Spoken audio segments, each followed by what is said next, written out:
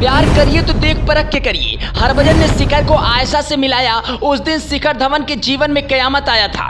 शिखर धवन को करके बर्बाद पत्नी से अब हो रहा है तलाक। पत्नी उड़ा रही है ऑस्ट्रेलिया में गुलछर्रे। पत्नी करती थी इस दिग्गज खिलाड़ी को प्रताड़ित और देती थी मानसिक उत्पीड़न। न बेटे से मिलने देती थी, न साथ रहती थी। धवन ने कर लिया था अपनी जिंदगी में सबसे बड़ी गलती। जो शिखर धवन क्रिकेट के मैदान पर गब्बर कहलाते हैं, उनकी जिंदगी को बर्बाद कर दी थी ऑस्ट्रेलिया की खूबसूरत जानलेवा हसीना। शिखर धवन ने कोर्ट में लगाई थी तलाक की अर्जी। कोर्ट ने माना कि सारी गलती है उस बेवफा आयशा की, दे दी तलाक को मंजूरी। दिल्ली की एक फैमिली कोर्ट में भारतीय क्रिकेटर शिखर धवन और आयशा मुखर्जी के तलाक पर मोहर लग गई है। अदालत ने माना है कि शिखर को आयशा मानसिक तौर पर प्रताड़ित करती थी।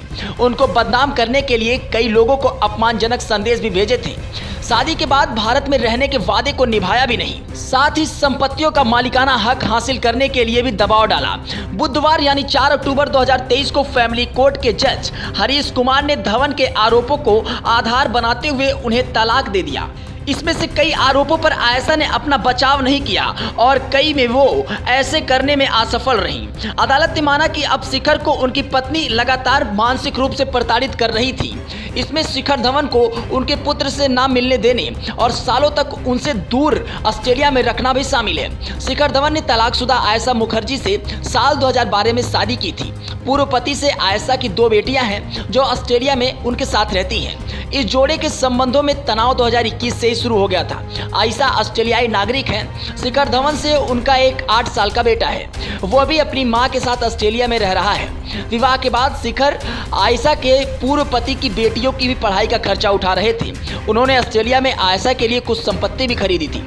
अदालत में शिखर धवन ने बताया कि उनकी पत्नी विवाह के समय किए गए वादे के विपरीत भारत में उनके साथ नहीं रुकी और उनके बेटे को भी ऑस्ट्रेलिया ले गई।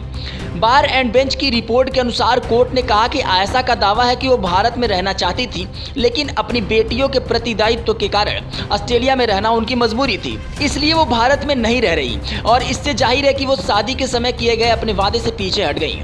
इसके कारण धवन को लंबी दूरी की शादी का सामना करना पड़ा और वर्षों तक अपने ही बेटे से अलग रहने की भारी पीड़ा झेलनी पड़ी।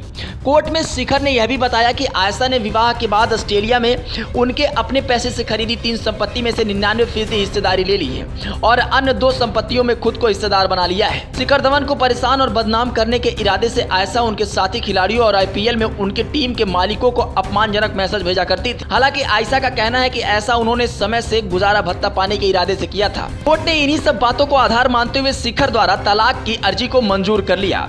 धवन और आयशा के बेटे परमानेंट कस्टडी पर किसी तरह का आदेश पारित नहीं करते हुए अदालत ने इससे इनकार कर दिया। धवन को भारत और ऑस्ट्रेलिया में उचित अवधि के लिए अपने बेटे से मिलने और उनके साथ वीडियो कॉल पर बातचीत करने का अधिकार दिया है। वैसे इस मामले पर आपकी क्या प्रतिक्रिया है? अपनी प्रतिक्रिया हमको जरूर जाहिर करें और बने रहें JT न्यूज के साथ। लेकिन अगर ये खबर आप YouTube पर देख रहे हैं तो चैनल को सब्सक्राइब करना ना भूलें, Facebook पर देख रहे हैं तो पेज को फॉलो करना ना भूलें।